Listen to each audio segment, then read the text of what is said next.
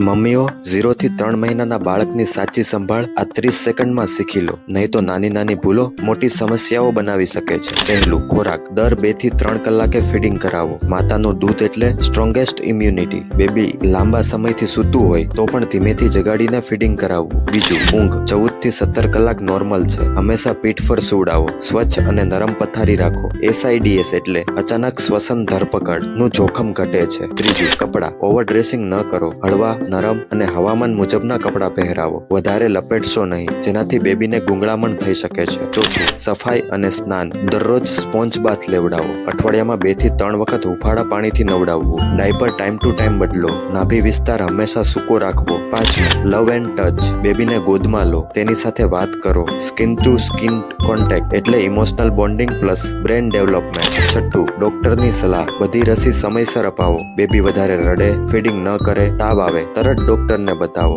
માતાઓ, આ રીલ સેવ કરજો, કારણ કે ન્યૂબોર્નની સંભાળમાં દરેક પગલું તમારા બાળકના ભવિષ્યને શેપ આપે છે.